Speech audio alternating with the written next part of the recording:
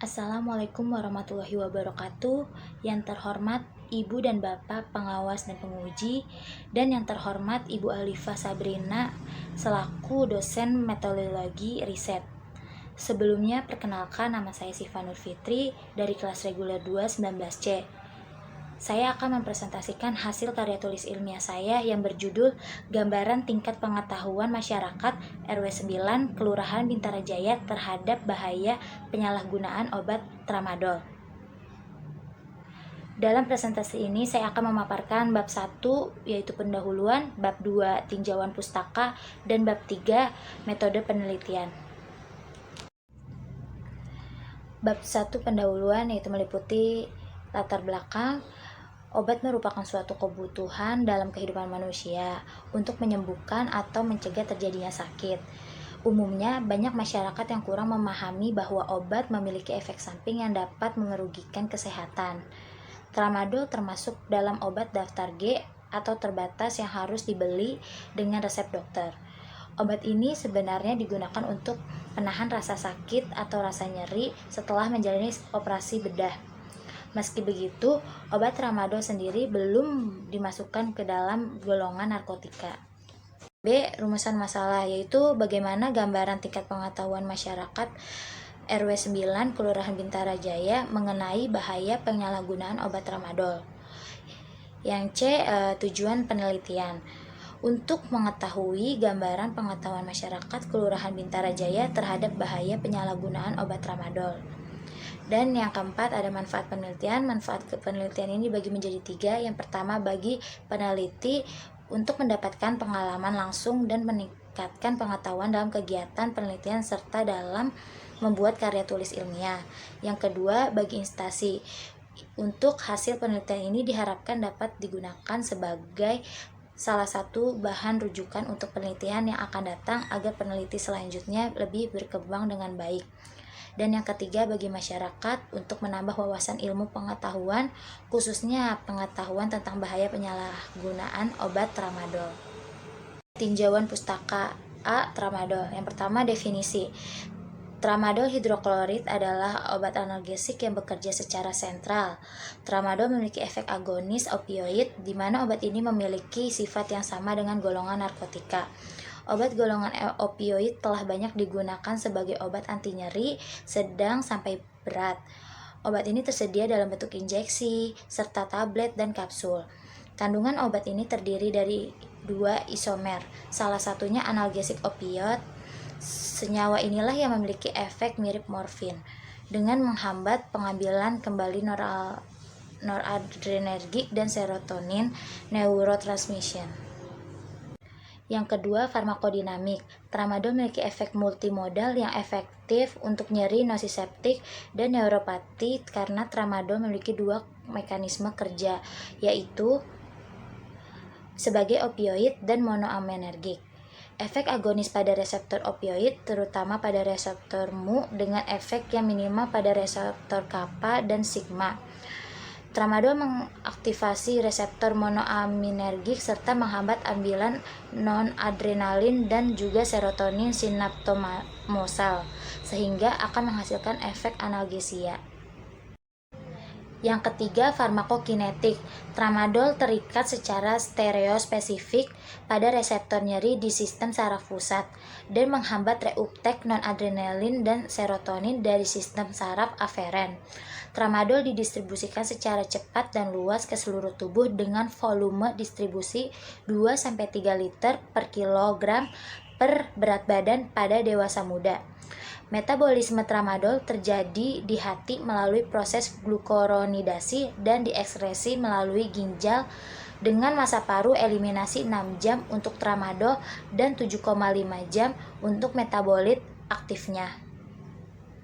Yang keempat, efek samping tramadol sebaiknya tidak diberikan pada pasien dengan riwayat penyalahgunaan obat walaupun potensi untuk penyalahgunaan belum jelas.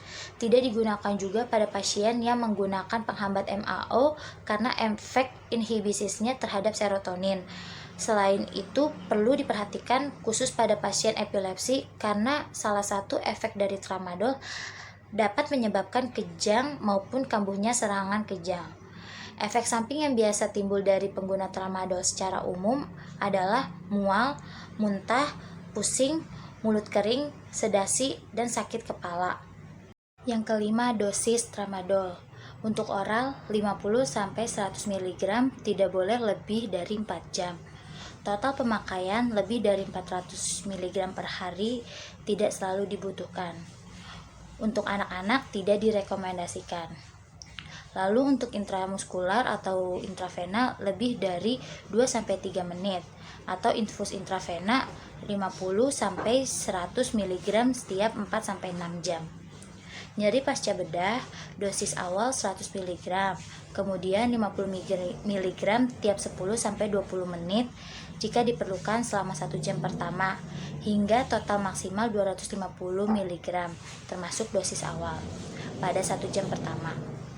Kemudian 50-100 mg tiap 4-6 jam, maksimal 600 mg per hari. Anak-anak tidak direkomendasikan. Kemudian ada bahaya penyalahgunaan obat golongan narkotika. Yang pertama, dampak negatif pemakaian obat golongan narkotika. Beberapa ciri dari gejala ketergantungan yang diidap oleh para pemakai obat golongan narkotika yaitu 1. Ketergantungan secara fisik, yaitu apabila tidak mendapatkan obat narkotik, maka si pecandu akan merasakan rasa sakit yang luar biasa di sekujur tubuhnya, yang biasa dinamakan putus obat. Yang kedua, ketergantungan psikologis, yaitu apabila tidak mendapatkan obat narkotik yang biasa dipakai akan menimbulkan gangguan jiwa berupa perasaan gelisah, cemas, bingung, depresi, dan gejala menyimpang mental lainnya. Lalu, ketergantungan yang ditimbulkan oleh penyalahgunaan obat golongan narkotik berbentuk yang pertama, ketergantungan simptomatis, yaitu munculnya sifat-sifat negatif dari para pengguna obat narkotik, misalnya gejala sifat antisosial, kriminal, dan bersenang-senang. Yang kedua, ketergantungan primer, yaitu apabila mulai timbul rasa cemas dan depresi. Ini banyak terjadi pada para pemakai obat narkotik tahap awal dan terutama terdapat pada mereka-mereka yang berkepribadian labil. Lalu ada pun dampak yang ditimbulkan akibat penyalahgunaan obat golongan narkotik secara umum sebagai berikut. Yang pertama, merasakan rasa gembira yang tidak wajar. Yang kedua, gelisah dan stres. Yang ketiga, berkhayal. Yang keempat, daya tahan tubuh melemah. Dan yang kelima, hilangnya kesadaran. Lalu kedua, ada faktor-faktor yang mempengaruhi penyalahgunaan obat golongan narkotik. Yang pertama itu faktor penyalahguna atau orangnya. Orang-orang yang cukup mudah tergoda dengan penyalahgunaan narkotik adalah orang yang psikologisnya labil. Biasanya mereka adalah remaja atau pengangguran dan yang lemah keimanannya. Lalu kedua, faktor pergaulan. Faktor pergaulan meliputi yang pertama, faktor lingkungan keluarga yang bisa menjadi penyebab penyalahgunaan obat narkotik. Yang kedua, ada karena faktor lingkungan sekolah. Yang ketiga, faktor lingkungan teman sebaya. Dan yang keempat, faktor lingkungan masyarakat atau sosial. Bab 3, metode penelitian. Untuk metode penelitian ini menggunakan metode deskriptif kuantitatif, dan untuk jenis penelitian yaitu non-eksperimental dengan metode penelitian cluster random sampling. Untuk lokasi, berlokasi di RW 9, Kelurahan Bintara Jaya, Bekasi Barat. Instrumen penelitiannya ini menggunakan kuesioner tertutup. Lalu populasi dan sampel.